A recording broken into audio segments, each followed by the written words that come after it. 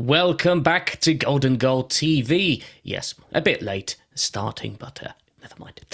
This is the Premier League preview show. No, good try. Review. This is the Premier League review show. There we go. Brains back on track. I'm Hubert, and we are going to review the weekend's Premier League action, and there's a bit to talk about. So, let's introduce you to the panel. He's now in his 30s, people. George, how's it going? How does it feel? It feels all right at the minute. I don't know if I felt really tired on Sunday, but that might have been to do with about the 16 rum and cokes, 7 Malibu and cokes, and 5 Zambuca shots I had. So that might have had something to do with it. But Gentle. I'm all good, mate. It's an interesting weekend, to be fair. Well, a lot of the Golden TV team boys were there celebrating your big day, including this man. I mean, that's the only thing you had to celebrate, my friend Abdi. That is true. That the only thing I did really have to celebrate, and the only thing that I was looking forward to be fair. It says it all. Abdi is a gooner. Abdi is Absolutely not. Yeah, I did. I had no idea where this. I had no idea where this clip came from in the WhatsApp group. Yeah, it was started off by Austin. I don't think I was. Yeah, I don't think I was. I think I was in another area of the room where this was happening. But hey, Yeah, It was started off by Austin, but recorded by Shakir, I think. So it was like it's like Abdi basically had a 2-on-1 handicap. and the two loudest people that wouldn't shut up, basically. Oh dear. No, I think there was a time we accused you of being a closet West Ham fan for some reason, I think, but I can't remember exactly. Anyway, West Ham? was it Spurs? Was it Spurs? What were we? It was me, you, and anyway. There's things we don't need to discuss on the video. Let's discuss about that later. Right, let's get on then. As Abdi's in a rush to hide or to do something else, I don't know. Let's talk. Both. Let's talk Manchester United, because there's dividing different views I've had on this fixture. So I'm gonna start with you, Abdi, on this. Your thoughts on that 3-0 loss to Manchester City with goals from Haaland, a contentious penalty. Very It was Michael Oliver. Anyway, what are your thoughts? funny you mentioned Mike Oliver. The arrogance of the referees to refer to Anthony Taylor and Michael Oliver as the big two, when they're the big two culprits for most of the inconsistencies. So yeah. As for the game, not surprised in terms of how it went. I think it was to be expected. I couldn't really say that we would win that game even on the preview show, and the draw was as much as I could give it. But I never like to say that we were going to lose or we're going to lose a game, but that's just one of those games where I felt like it is inevitable. And it's sad to say, but yeah, it was inevitable. And even though the penalty decision was, some people say changed the game, it kind of does change the mentality, because as soon as we go goal down, things change for us in terms of mentality and shift. But that's something that United needs to work on in terms of figuring it out, because we used to be good at staying switched on after conceding and turning games around. But this one's just, nowadays, like you score against United, it's hard for them to come back. So the penalty, it was bullshit in my opinion, in terms of Rodri, who's never getting to that ball. You see those kind of stuff happen in the box.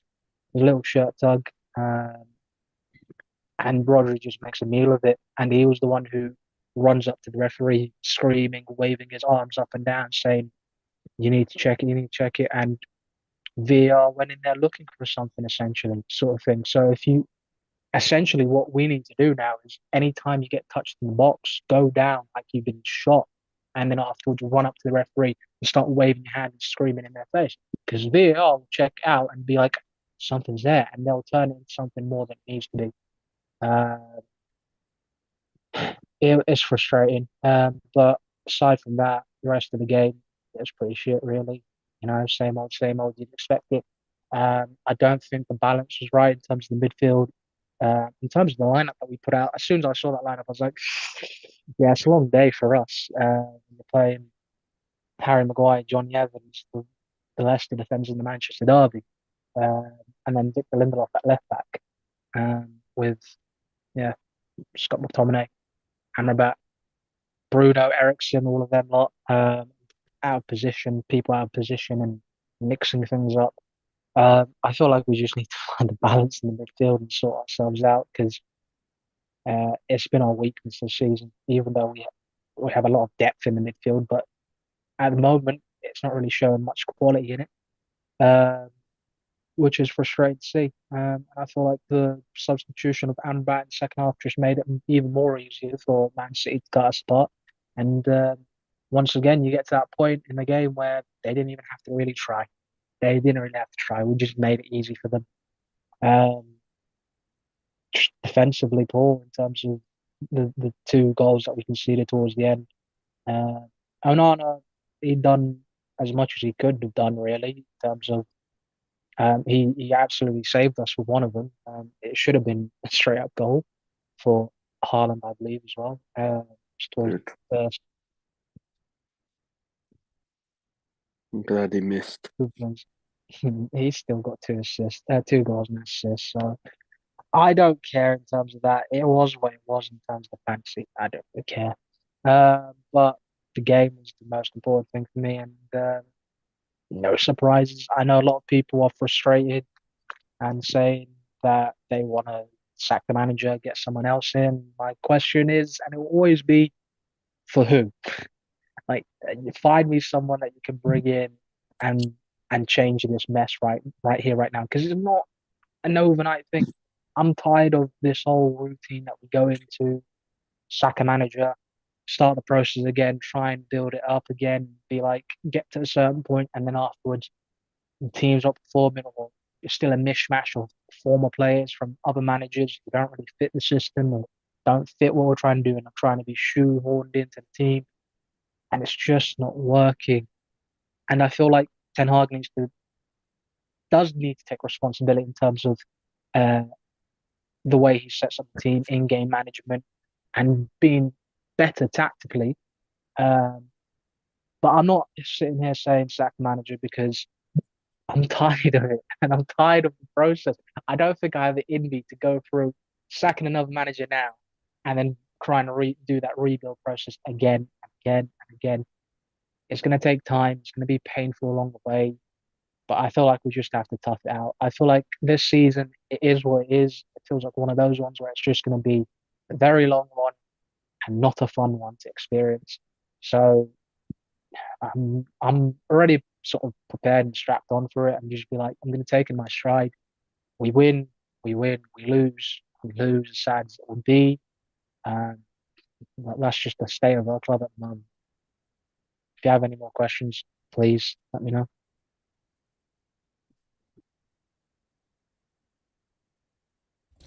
I have a few before we move on to George's thoughts. Go ahead. What's your views on Amrabat? Because I tell you what, I know what you've mentioned already that it made things worse, but what I've heard about Amrabat mentioned is, and I wonder if you agree, this is the Premier League too quick, too fast paced for Amrabat, based on the fact that he came from Italian football. It's not as fast paced and as intense as the Premier League. Do you think Amrabat Premier League is just too much for him? I think it's too early to say whether it is or isn't. I feel like he did come into it's one of those ones again, came into the team with an injury. So he came in very late at the end of the season. So at the end of the transfer window, I should say, and already the season was on the way. Um, and then afterwards, it didn't help that we had to play him at left back a couple of the games because we have no left backs. So that wasn't fun. And Casemiro is injured at the moment, so we haven't really seen them start together in terms of in the midfield together. And I kind of want to see what United could do with both of them together because Amrabat was there to help Casemiro, and Casemiro was there to also help Amrabat. And I feel like if them two as a pivot together, That's what I want to kind of see from United. But we couldn't do it because we just didn't have a left back to but had to fill in. And at the moment, I feel like he's been asked to fill in a couple places. He has had a couple games in midfield, but each of those games he's been subbed off pretty early um, in favour of more McTominay, which is a bit of a head scratcher in terms of McTominay. Yes, he did score those 2 goals for us off the bench for Brentford, but in terms of what else he offers during the game in terms of the midfield is not a lot. He isn't really a number 6 that people think he is. He's better going forward. And we were playing him at number 10 for the first half and then dropped to number 6 afterwards, which is a bit of a mishmash. But yeah, if you're asking me, I'd wait and see how the season develops for Amrabat. But judging by the way we're performing right now, I don't think it's going to be very good. And don't think it's going to be a good reflection on Amrabat as it will be on the rest of the team, really. So you've mentioned, but you mentioned, kind of answered my next question, but I'll ask you this. When it comes to McTominay, I've heard United fans saying play him as a striker. Why not? Why not at this point? He's better. He's more clinical in the box than he is in the middle of the box. So, but then again, he's dangerous in our own box as well at some points because he did give away 2 penalties in the Sheffield United game and the Copenhagen game. So yeah, just keep him as far away from our own box, and yeah, we should be good. 2 more bits before, obviously, because I know you have to head off at some stage. That's fine. There's 2 more things that particularly struck me when it comes to the aftermath of the game. One of them, actually, I think, I mean, I'm going to have to quote Gary Neville here, which is always it can be a potentially dangerous move here. But Gary Neville said strip Bruno Fernandes out of his captaincy. That was Roy Keane. I think that was Roy. Yeah. I don't think should Bruno be stripped of the captaincy? No, I don't think he should be stripped of the captaincy because there isn't really another stat. Well, I'd say Rafa Varane, but he's too injured in terms of consistency. Bruno's more readily available. I'm not a big fan of Bruno being put out on the right wing to play there. We have Anthony who could do that. We have Leicester who could play out on the right. I'd rather have our most creative player being in the middle of the park where you can do more to help the team rather than being shoehorned. Or if you don't think Bruno should be in the team, then don't put him in the team. If you need to make that call, it's up to Ten Hag to make some of these big calls in terms of if he doesn't feel like if certain players fit into the team, then put them on the bench and see how you do without them. Rashford hasn't been in the best form right now in terms of like playing and contributing into the team. Maybe it's time to just give him a rest and give him a break and let him try and figure whatever he needs to do out to get back into form and give Garnacho a chance or something. Or, I don't know, Ahmad when he's back from his injury. I don't know how long he'll be out for, but yeah. There's Martial can play on the left if you wanted him to. But to be fair, he's made of glass, so if he played 90 minutes, I don't know if he'd survive. So, yeah. So you mentioned calls that Erik Ten Hag makes. It's as if you've read my question sheet that I've got, because my next one is about the calls that Erik Ten Hag makes.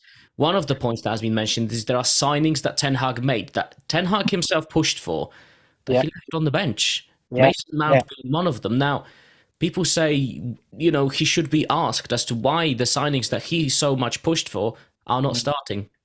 I have not got the answer to any of that. That's one thing that I've sort of wondered myself. I'm like, if we spent all that money on Mason Mount to bring him in to play in the midfield, then why is he on the bench? Why are we not using him more? He didn't play. I don't think he played in the Champions League game. He came on very, very late in the Sheffield United game. But he did come on at half time in this game, but didn't really do too much. I don't think there was too much to do in that position. Okay. Once again, midfield balance. I don't. But yeah, I'd start season when he was playing, the balance was right. So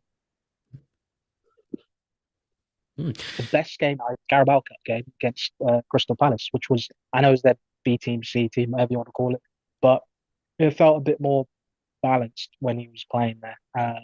And that's the best I've seen him so far. And I haven't seen since, but hopefully, I like Mason Mount. I want him to succeed. So hopefully he does turn things around and gets kicking on, really.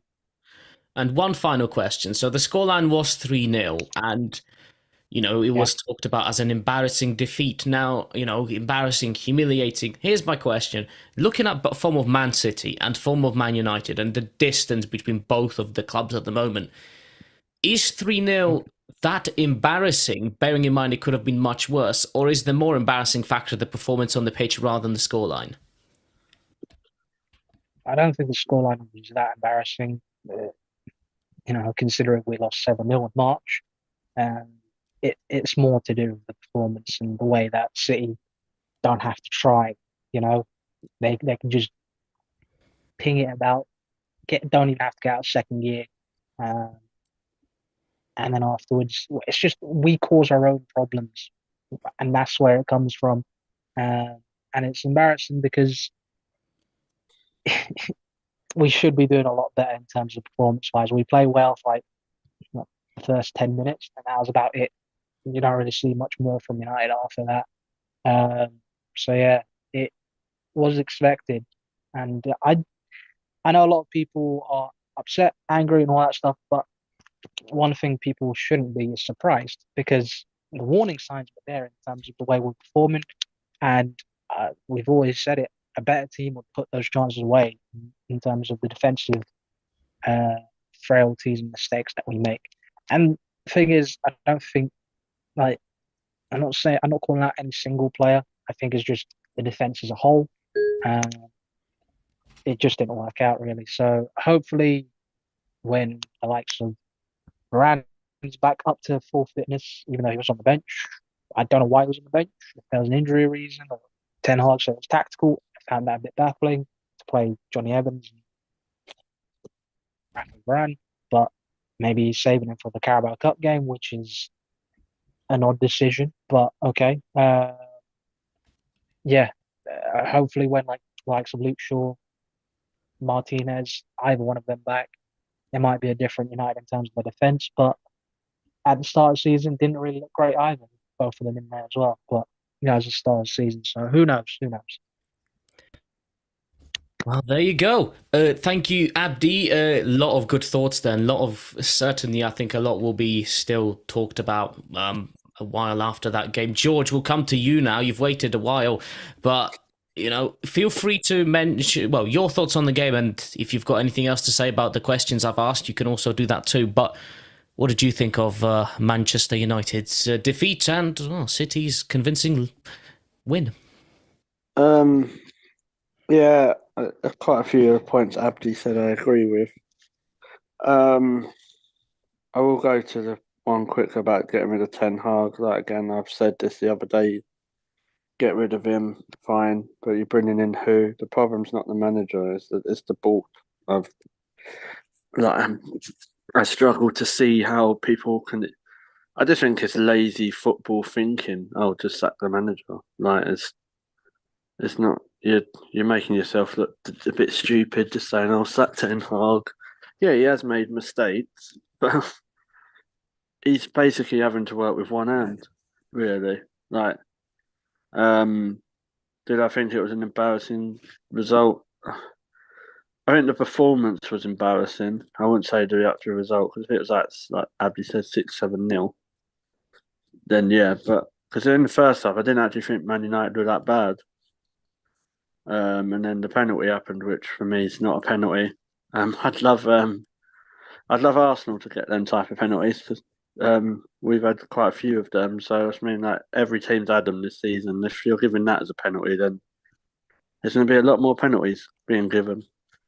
It's the blueprint. What's that? That's the blueprint. The blueprint's been laid now.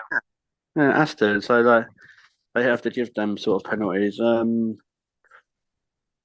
second half, then obviously the sub. I don't know. I think City just stepped up a gear, or United fell apart a bit again. It's hard for me because I don't even know where you'd Whereas I think the problem now with Man United is they have no confidence.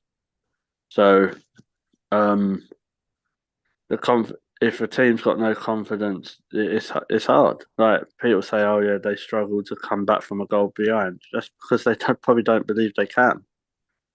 They've got players there who play all over the place. Like Amrabat, I think it's really harsh for anyone to have a judgment on him because he's not played even a full 6 months. He ain't played in his right position. I just don't see how people can judge him yet. And what I will say, like Ten Hag and all that, this shows you when you have problems when your club only give you the authorization to buy a third choice Tottenham left back, and that's not me having a go at Spurs. But if he's not good enough, if Reguilon's not good enough to play for Spurs, then he ain't gonna be good enough for Manchester United, is he? He's And been that's. okay. He's been okay. He hasn't really. Yeah, But you get what it's I just mean. the injury, but the injury record for Reguilon has been very poor, and it was a concern when we did bring him in. And literally, look at it, he already got injured, and we lost him for a few games, so that didn't help. Balance was off as well in that game. So continue, my friend. Yeah, but you get like what my point is. Like Yes, I do. I do. watching Man United over the 10, 15 years. It's not he's not at that level, and I know Man United are not at that level at the moment, but I just think there's a lot of players there who are not that Man United. So, and I don't think you can blame Ten Hag for that. Okay, he's addressing trying to buy those players like Anthony and Reguilon, whoever at Mount and all that. But if the ball just coming to him saying, "No, right, this is the money you've got, make the best of it," because that's what it'll be. That'll be the conversation. They won't say to him, "Who do you want?" So that's my opinion. Anyway, I might be talking absolute rubbish, but because I just don't see. I see Man United going for better people than that if they had proper football people in charge. Um, would I strip Bruno of the captaincy? I don't know because I wasn't really a fan of being captain in the first place. Um, but yeah, if you drop Bruno, but then you're not playing it. He's not being played in his right position, which falls on Ten Hag as well. Like if you see Bruno in the middle, whatever people think of him, he'll create stuff. It's like the saying goes, you try and put in square into or circle into a square peg hole or whatever the saying is. Like it just don't work. Squad pegs into round Yeah, holes. that's it. But that's what I think as well. To be fair, I thought Rashford was probably one of the better players in the first half. He But did then have a glorious opportunity. I feel like a fully 100% confident Rashford would have yeah, that's in the back of the. absolutely snapped at that chance that he had against in the And second that half. goes down to the confidence thing. So like, Doesn't look um, like the same player at the moment. no, I don't. And it's really hard because and United fans might think I'm digging them out, and partly I am. Like, right, just sit down, chill out, and have a proper football conversation with yourself instead of just saying all the crap and all the clickbait stuff to get yourself some views. Oh, suck Ten Hag. Like, look at yourself. That is so ridiculous and lazy. Like, I don't know. Like, maybe it's me, but I think Ten Hag's a decent manager. Do I think at the minute I think you could put Pep Guardiola into Man United and the same thing would happen. Like, It's funny you mention him. I just think it's so damaged and toxic at that club, and that it. And I know people make jokes and say, "Oh, Joel Glazer weren't the one man marking Haaland or whatever, all that crap." But no, he's the one who funds people. They're the reason you're seeing Harry Maguire and Johnny Evans at centre half in a Manchester derby and Victor Lindelof at left back.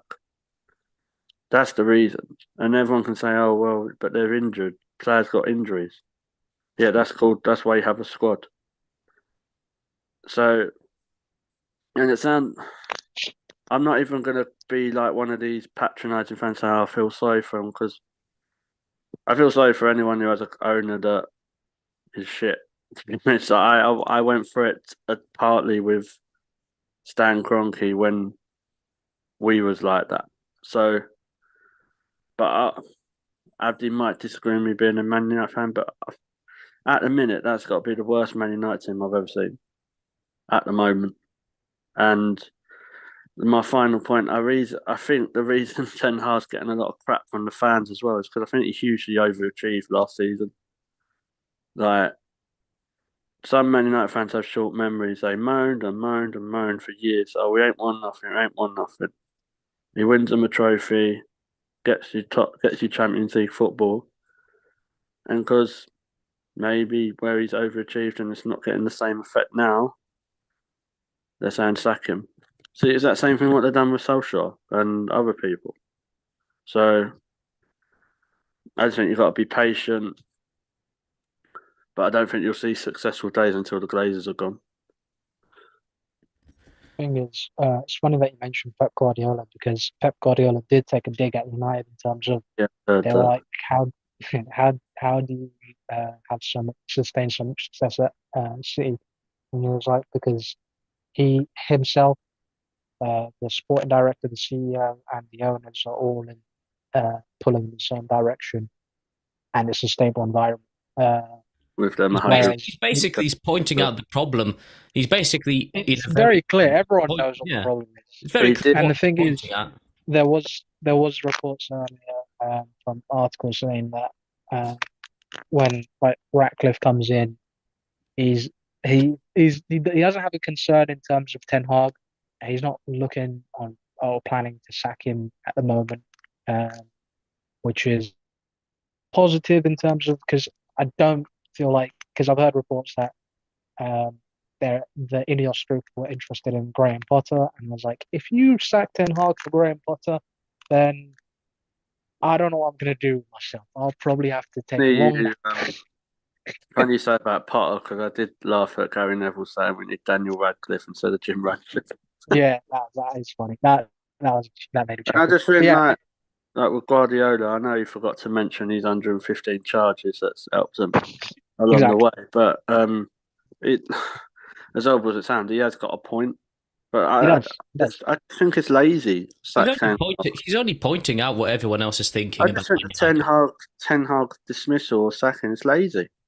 He is And very. And maybe that's me being a bit no, like no. obnoxious, but it's lazy.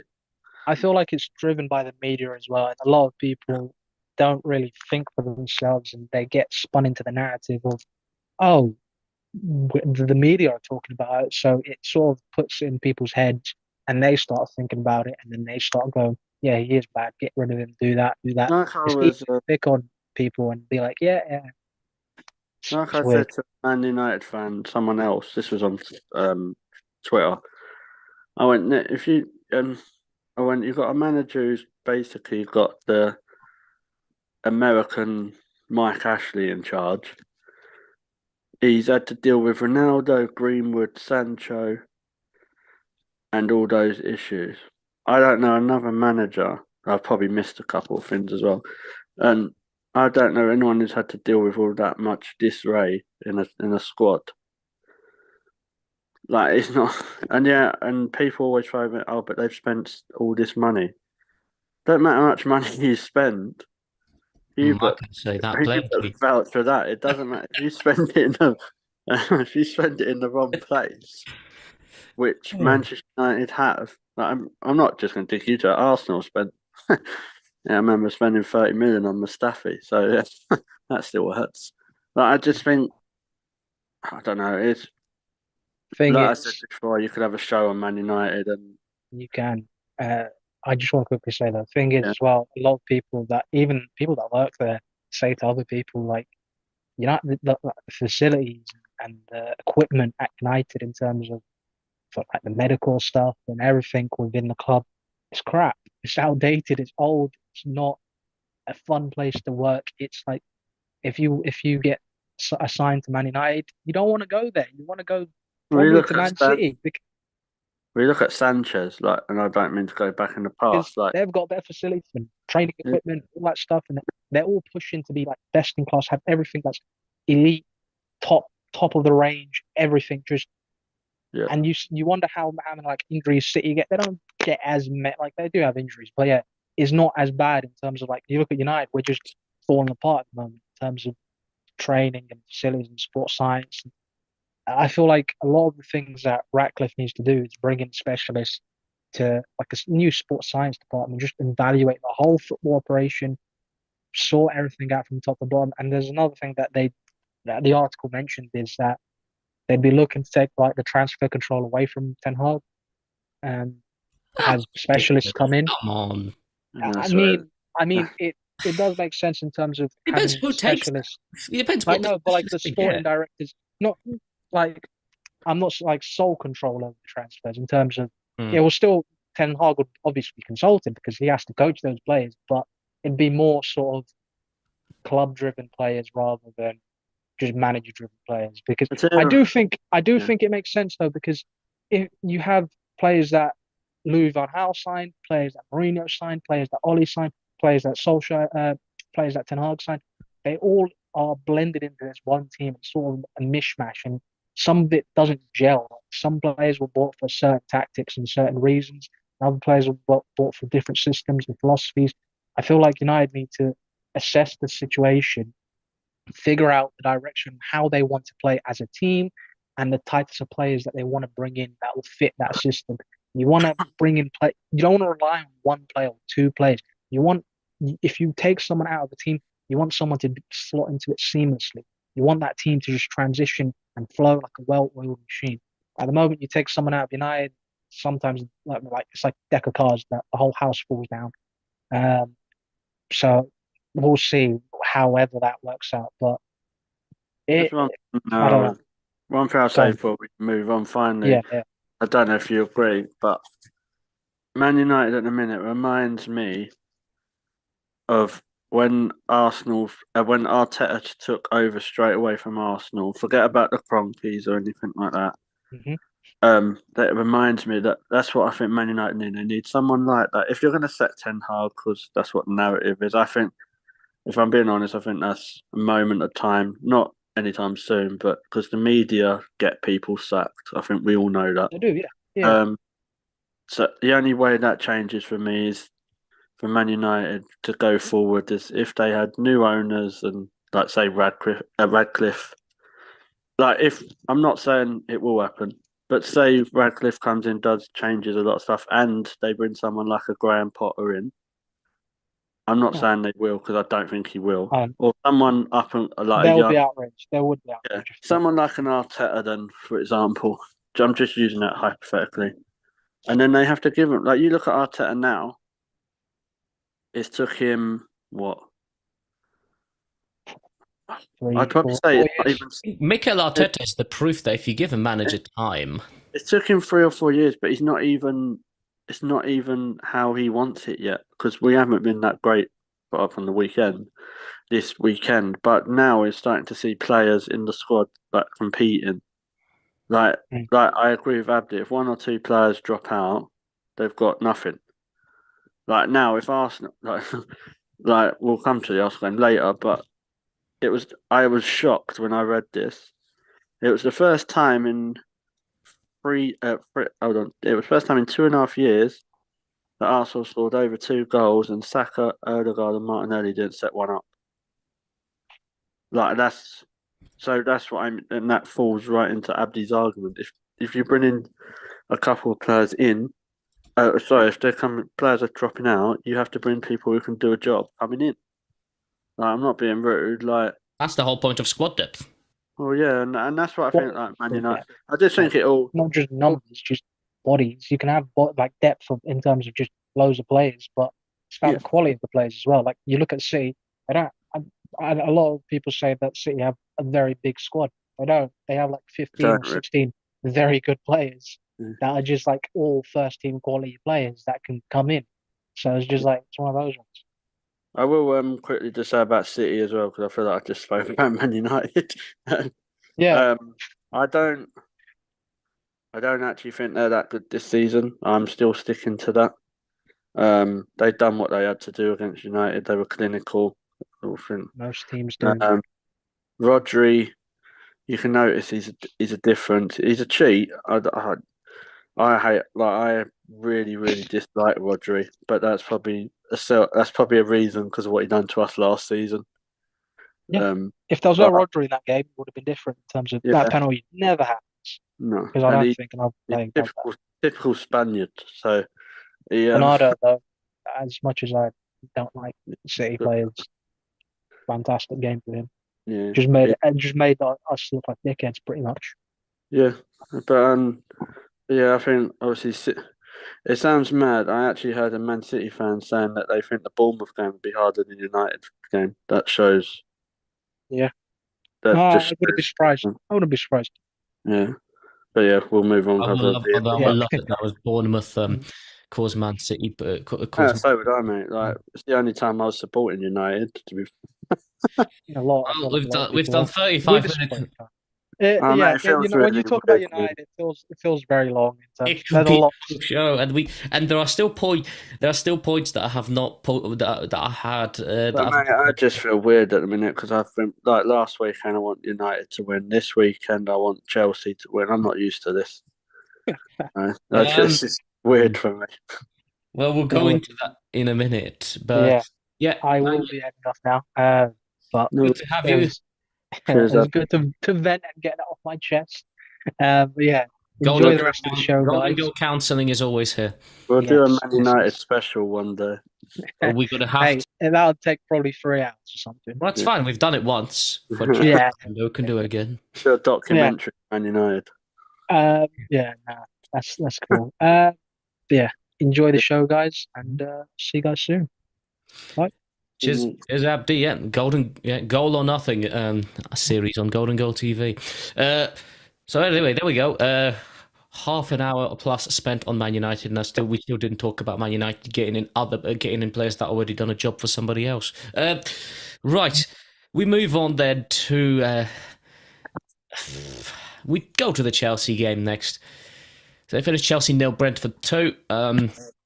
Part of the highlights I saw, well, highlights quote unquote, was Nicholas Jackson being a bit rude to the Chelsea fans when they were booing him. Not making any friends there when at the moment Chelsea's form is very up and down. Chelsea were quite consistent at first, and then boom came the sting from the bees, and it doesn't get any easier for Chelsea as we've got Tottenham on Monday night. I've not seen much of the Chelsea game because I was travelling at the time. But George, any views on that game or what you can say about it? Yeah, I thought Chelsea were doing all right in the first half. It's the same. It's a bit like talking about Man United again. It's the same old problems. They just can't score. And I know that sounds mad after scoring a couple of goals against Arsenal and all that, but if they had a goal scorer, they would have beat Brentford. I'm pretty sure of that. Like they had chances, they just didn't put them away, and they don't have a goal scorer. And then Brentford go up the other end, go bang bang, get your goals. Brian Mbeumo. He's I know that's a fantasy thing, but he's like the Reece James of last season. I brought him in, done nothing. Take him out, he does loads of stuff. But yeah, Usual fantasy football curse. yeah, he is my. I always have one this season, like a season, and he's looking like he's that one. But yeah, I thought Brentford done alright. They seem to be hitting a bit of form again, to be fair. But yeah, you got Spurs next. I think it's on the Monday, isn't it? Stupidly, yes. Yeah. I honestly don't know, mate, because I think obviously Poch is going to be up for that. But I just think it's the same problem. You don't have a goal scorer. I've never understood, and obviously you're a Chelsea fan, you might be able to explain why he doesn't try Sterling through the middle. Yeah, we did mention this actually. I can't remember which game we talked about this. That Sterling should be should be played up front. Because I'm sure he'd done that for Liverpool, didn't he? Like, yeah, I'm sure he did at some point, and I think he played for England up front. I'm sure at some stage too. I just don't. Sterling's not as bad as Like, all right, he's not as good as he was. But we've seen how good he can be at the beginning of the season. I just don't. I think he's not. What more is he going to do, or less is he going to do, playing where he is now, to playing for a centre forward role? Like if you had Sterling up front for the middle, and you had Mudryk, I think you give him a few runs, he'll do stuff. And Cole Palmer and whoever else they've got, but like I think Cole Palmer's a very good player, good talent, but yeah, just until when Kunku comes back, I think what? Why not? He can't cause any more. And then Nick Jackson, the way he's behaved by the sounds of it, I don't think he's endeared himself with the Chelsea fans that much. He reminds me of Bakuna for Villa when Villa got relegated. Yeah. How crap he was to the fans, and he was surprised that they were abusing him even more. He reminds me of I don't like to say it. It reminds me of Aubameyang. Like that sort of attitude. Like it's when it's working for him, yeah, great. But when it's not, like he's got this big chip on his shoulder and gives crap back. But you can't. Like, at the end of the day, he needs to realise they pay his wages. At the end of the day, because the money they pay for their season tickets or tickets goes to the club, which pay him. So, and I get that you can be frustrated when that stuff happens. And I think some fans do go over the top, but by the sounds of it, the majority, I don't think did. So, I don't know. I was a bit surprised when they bought Jackson, to be honest, because he wasn't really prolific, was he? At Villarreal, so I mean, I would have understood if he was bought as a backup rather than a start. Yeah, that's what I was going to say. That was a second or third choice, but I don't know. Because like when I've watched Chelsea last few weeks, they have the ball quite a lot. It's just in the Premier League, it's criminal. It's criminal in the Premier League. If you don't score, you need to score. You can have 50% possession, but I know that's a Michael Owen comment, but I think in some of the other leagues you can afford to like miss a couple, but in the Premier League you can't really afford to miss that many. So I don't know. I think it just shows that where Chelsea are at the minute. That on their day they can get a result against most people, but it's the consistency. And January come round. January's not that far away, so they need to be buying a striker. We can buy more players we don't need. Or not even just a striker. They need to buy a goal scorer. Like I don't know who they'd go for, but like if I was Chelsea, even if there's someone who's quite experienced, like I don't know, like even if they was like towards the end of their 20s, early 30s, but they score goals, get them on a loan deal. You only really need them to like for the season, and if there's someone they desperate, like because I have the same argument with Arsenal that everyone says, "Oh, buy a goal scorer, buy a goal scorer." There's not that many out there. Like realistically, what have probably Victor Osimhen, Ivan Toney when he comes back from his ban, and there was a name that we did mention a few weeks.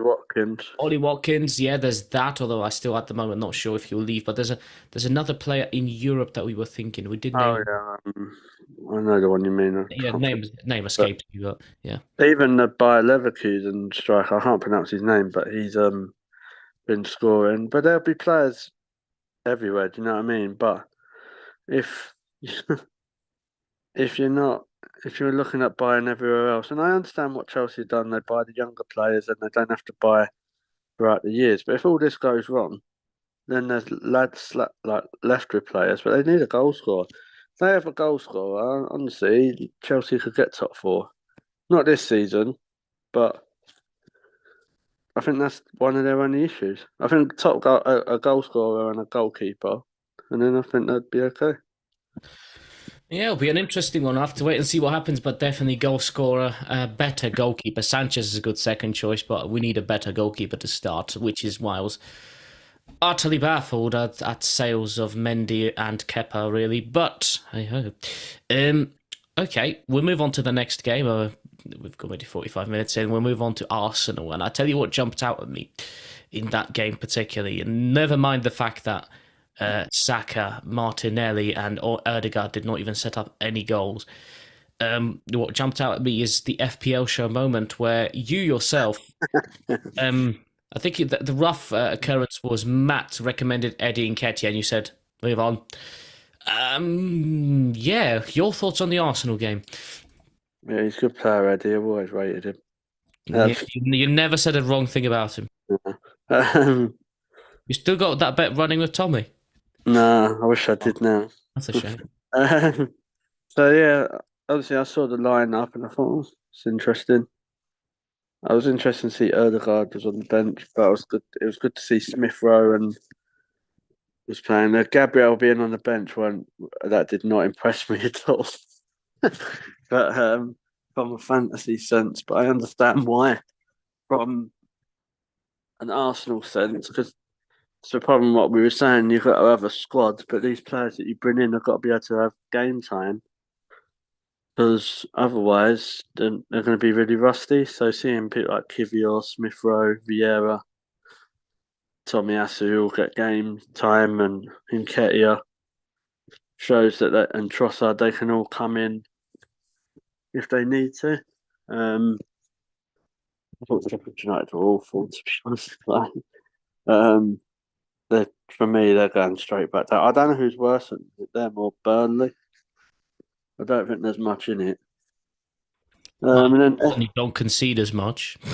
yeah, I think that's the only thing that could be their saving grace, really.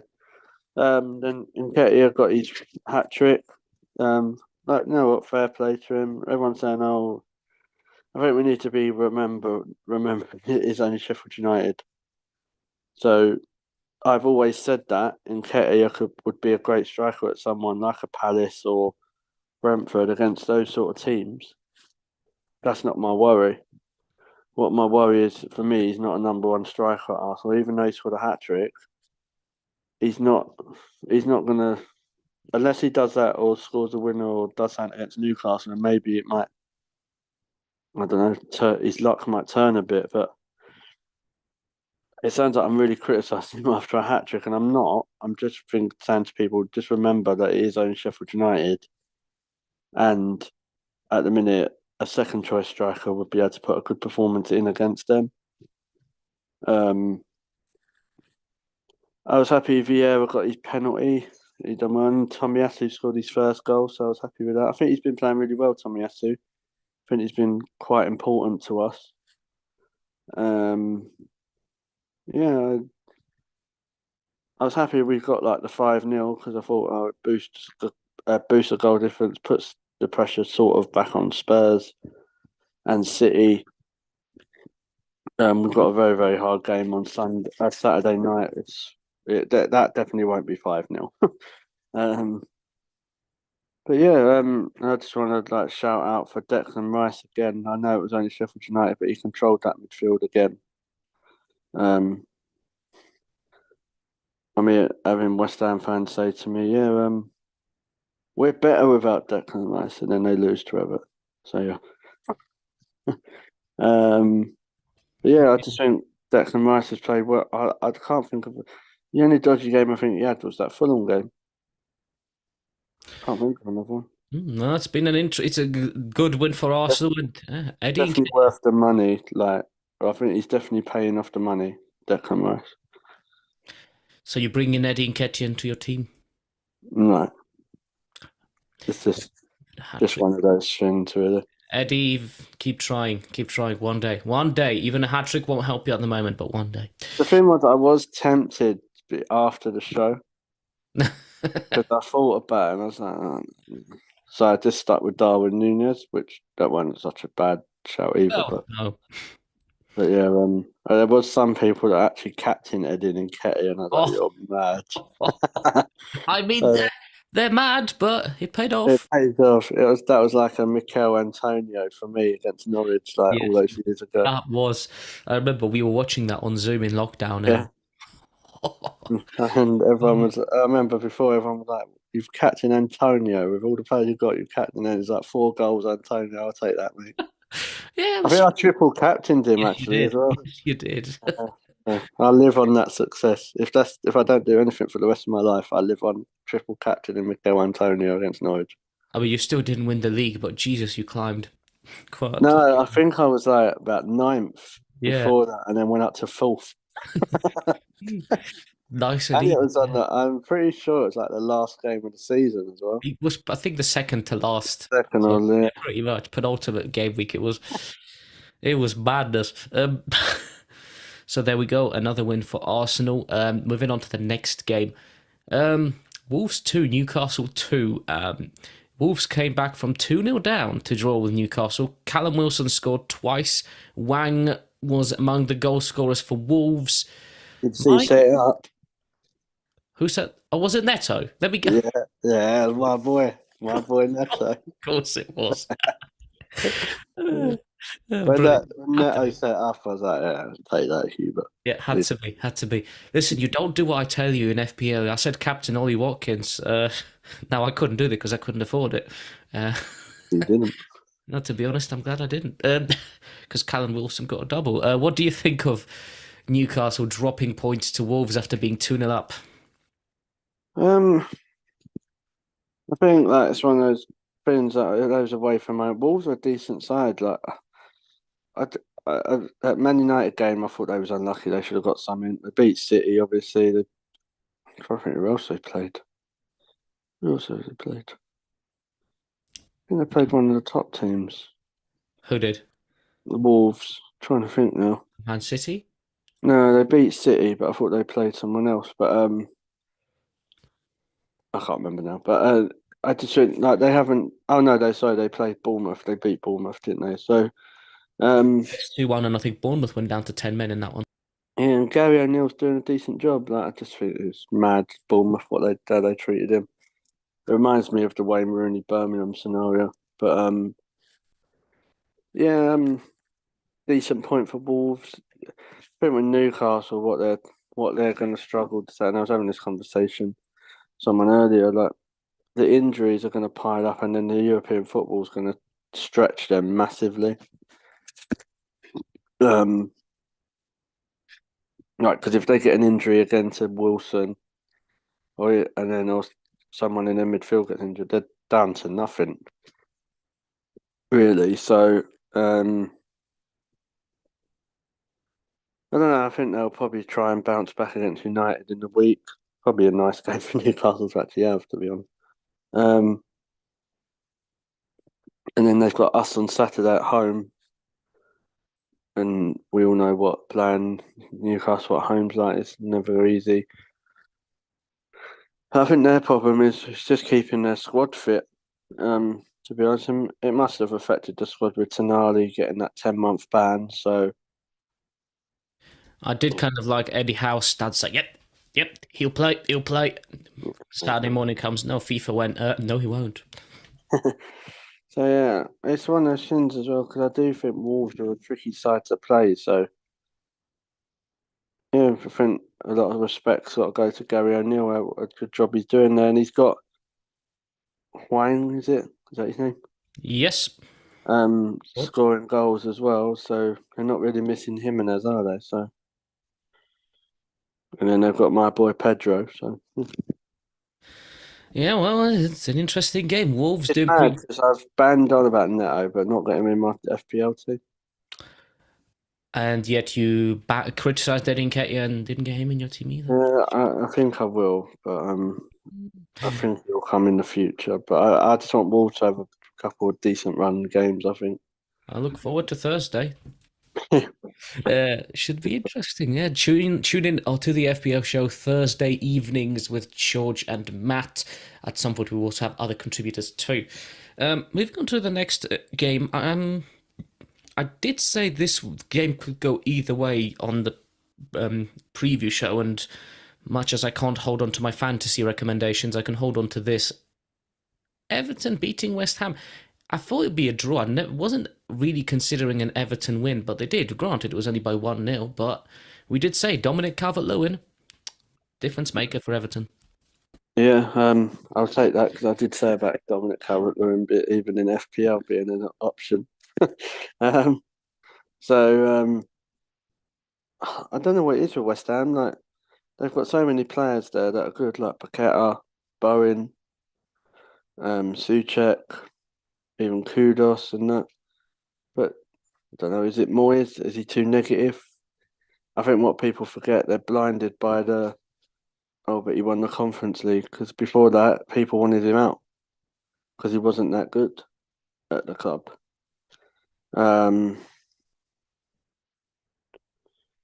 They shouldn't be losing to Everton at home. Everton, it was a very good result, very solid result, and to be fair, lucky it was only 1-0. Could have been more. Areola made a couple of decent saves, and I just didn't click for West Ham. They started really well, and then they faded away. And I think with Everton, it's like we were saying earlier, mate. It's like they're very inconsistent as well. Like, you think they beat Brentford and West Ham, they do well against the London teams. But yeah, I wouldn't want to. You wouldn't really want to play Everton at the minute. I think if you get dragged down to how they play, half the battle's lost. But if you play your natural game and pressing and all that, that's what West Ham didn't do. They got into an actual rugged fight with Everton, and people like Decore and Calvert-Lewin, they just bullied West Ham, to be honest. So there we go, a surprise win for Everton. So let's quickly cover Liverpool beating Forest 4-0, 3-0, wasn't it? 3-0 because that fourth was disallowed. Sorry, I'm just laughing. The only thing that I remember about this game was Nick's really angry voice message. Oh, which one? I think one of them I have heard. I don't know, but I think it was. I can't remember who scored, and he was like, "Just pass it to Salah." That's why. So find that. Somewhere in there, and he's like, and there's a few explicits, and it's like, "Just pass the Salah. Don't want no one else to score. Just Salah, Salah, Salah." I was like, "Oh, this is brilliant." But even though I did want Salah to score because he's my captain, but yeah, that was comedy gold. Yeah. If you're not in a WhatsApp group, you would be interested. Yeah, there's an idea I'm going to try and do at the end of the season, that funny clips that we might try and put onto a video, so you'll hear some. Yeah, that might be an idea. We'll talk about that.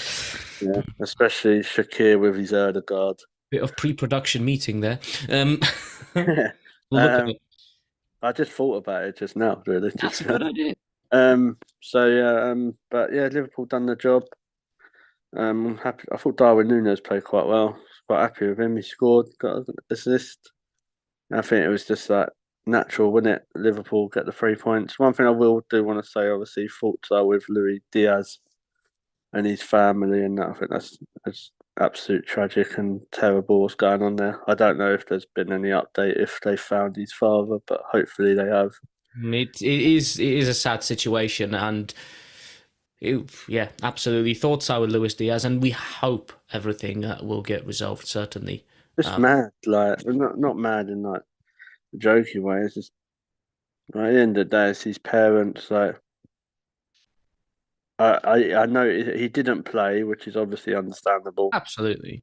But I have heard a lot of stupid fans saying, "Oh, Liverpool must have the money to pay the ransom." When someone gets kidnapped, it don't work like that. No, and to be honest, if anyone, I mean, it does not surprise me that there are football fans that are genuinely comes out of their mouths. But to me, no one's going to go, excuse me, you're a rich football club, can you pay the ransom for my father? To be fair, Liverpool probably would help if they could, but it doesn't work like that. The thing is that they could pay the ransom, and then the people who've done this horrible thing could say, yeah, we want, if you're paying it that easy, we want a couple million. That's what I mean. So exactly, it's fingers crossed he gets his family back safe. But going back to the football, it's a bit weird, like Nottingham Forest. Like, obviously, I didn't think they'd get anything against Liverpool, but I don't actually think they're that bad. But then the thing is, there's so many bad teams, mate, in this league. They'll probably end up finishing 12th or 13th, and they're happy with that because that's good for them. Like, for me, if you're talking about Forest, you got the three promotion teams are a lot worse. I think Everton are worse than Forest. Perhaps Bournemouth. That's Burnley. five, but yeah, that's 5 teams already. So even so, they could even, like I'm saying, they could even finish 14th, 13th, 12th, 15th. They're happy with that. Yeah, they'll take it, absolutely. For them, they're just stabilising themselves, and then next season they move up. I don't mind Forest, to be fair. We always struggle against them away from home, but I don't actually mind them. It's nice to see like a proper British, like English club in the Premier League with some history. Um, yeah, I do think they miss. I'm not even going to try and say his name. And not and the Yeah, I know the what you mean. yeah, and yeah, I need to listen how to pronounce his name on the radio. on that I'll keep going to say on Nani, but I don't think it's that. But I'm sorry if I've ruined that for any Forest fans. But I think they miss him quite a bit when he doesn't play with his pace, and I think he brings the best out in players like Morgan Gibbs White. So yeah, I'm not sure if Forest have got next week. Hold on, I'll check.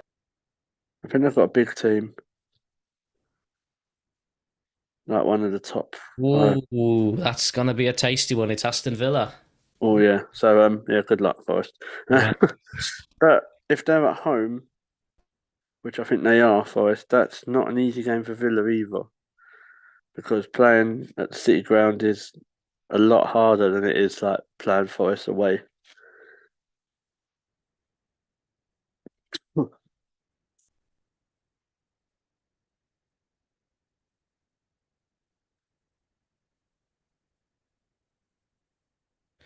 Well, there you go. That is the show. Plenty of action there. We reviewed plenty of focus on Man United. I think 45 minutes of that was Man United, to be fair. 35, it's not that bad, 35 minutes.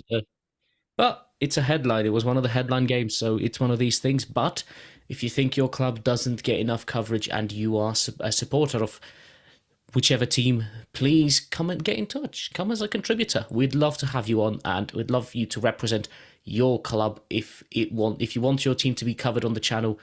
Please come as a contributor, because the best way to cover a club is if we hear from the supporters directly. So we would encourage you to come on, talk, answer our questions. So yes, there we go. George, thanks for coming on. Abdi, thank you for popping in earlier. Our next show will be on Thursday, the 2nd of November. It'll be at 8 o'clock-ish, hopefully at 8 o'clock, but we'll see. It'll be around that time. Anyway, it'll be Fantasy Football Show back with George and Matt. Plenty to talk about. And, of course, it's the last Premier League game week before the international break. So there'll be a bit of a change in cover, a bit of a gap in coverage during the international break, but hopefully you can join us next Thursday. So until then, follow us on social media at Golden Goal TV and on the X machine. We've got the Facebook group if you're interested. We also have a WhatsApp group which you can discuss to join. You can message us and we will see if you can see about adding you. You can also follow us individually. George, where can you be found?